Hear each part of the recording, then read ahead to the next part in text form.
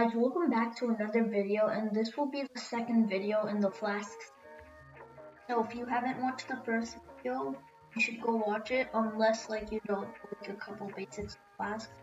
Either way, this video we'll be learning about the render template.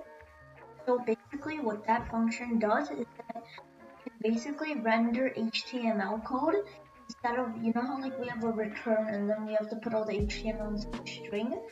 You can actually make an index.html file and write normal HTML, and then in the browser, instead of returning it as a string, just use the function called render template, and that would convert all of it so that Flask can read it and return it in the proper way in HTML format.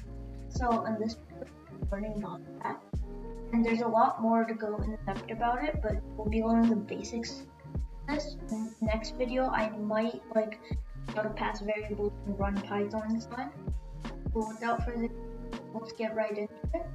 So first of all, we need to import render template. Now, we don't have to install any external module. The only one we would need is Flask, which we already installed in the first episode. So you can, like how we imported Flask with the uppercase F, import render template, separated by comma, and then instead of doing hello world here, do render template, and then these things would be the name of our file, in quotes would be. So if I named it home.html, it would render home.html, but for now we're just going to be rendering index.html. So I'll leave a link in the description to all this code. You can just copy and paste it. And as you can see on the sidebar, I have a templates folder, right? Inside the templates, I have an index.html. Now the render template function that comes with Flask, it looks for the templates folder, because you might have HTML files out here, but just to make it clear, it looks for the templates folder, and then it looks for the file inside. But over here, I don't have to set my templates. Yeah, as you can see, I don't have to set templates-index.html because the render template function looks for the templates folder. Inside, it looks for this line. And if you don't have a templates folder and just put it in the main directory, this will not work.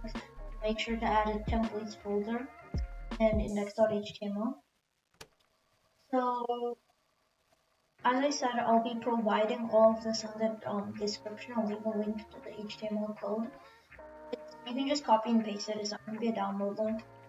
And nothing else has really changed here except how we just changed the return from a string to the render template. So I will both of these, and I'm going to go ahead and run it. So as you can see, I already have a server running, but the only thing I don't like about Flask is that you have to keep on restarting it. Oh, never mind, you don't have to keep on restarting it. I accidentally just did that. My bad. So now I'm just gonna go on Chrome,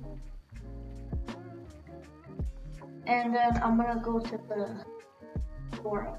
So remember, at least I did it on my local IP. I just kept it at localhost, and I did on port 9000. So that's where I'm gonna go.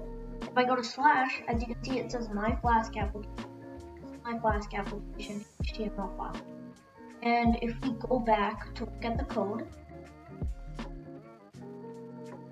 in the index.html, you see in each one it has my Flask application, and in the paragraph tag it has this is my Flask application HTML file. So as you can see, it actually renders, and if I add another one right here and put this renders, and then I will switch application. Oh, my bad, I didn't save it. So as you can see, so this renders. Okay. Yeah.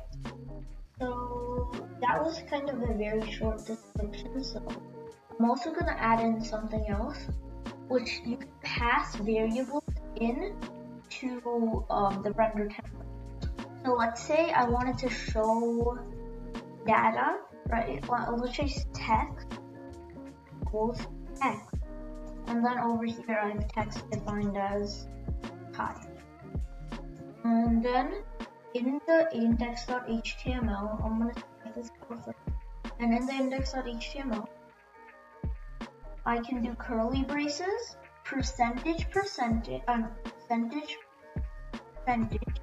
So the percentage means it actually runs. I mean, these two brackets means it actually runs, I think, and the percentage. Yeah. So now if I put text here, this, as you can see, shows higher. Now I'm gonna explain a bit more. So when you put two curly braces, right? That means it's actually gonna run the code, but if I do percent, I can do stuff like for loops, right? I can do for loops, or I can do if, count, right? I can do all of that. But for now, we want it to render, so we will just, yeah, we'll just be doing two curly braces. Yeah. So now I'm gonna pass in data to, I can pass in more than one. Equals data, and in data we'll have a list. Never mind, not this. We'll have an array of lists, and we'll do. Okay, how about we're just gonna put an array for now because that might confuse you guys a bit. So do hi and then bye. So now I'm gonna put a for.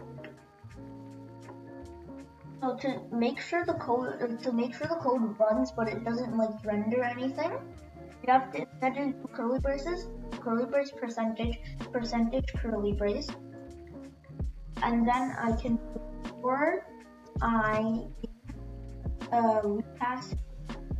Okay, we pass here as data, and then we also have to do an end thing, yeah. And then we can have like a paragraph tag, and then we can display I. So remember again, to display or render, you would have to do two curly braces. So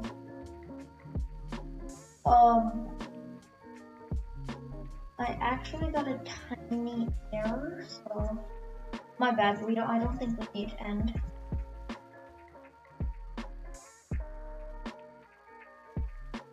Okay, I'm gonna be right back.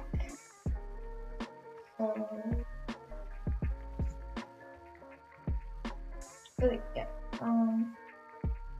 I'm gonna be right back. I'm just gonna debug a bit and check out the error. Okay, guys. Sorry about that. I had a bit of an error. So as you can see, it prints I by, and I'll show you the code.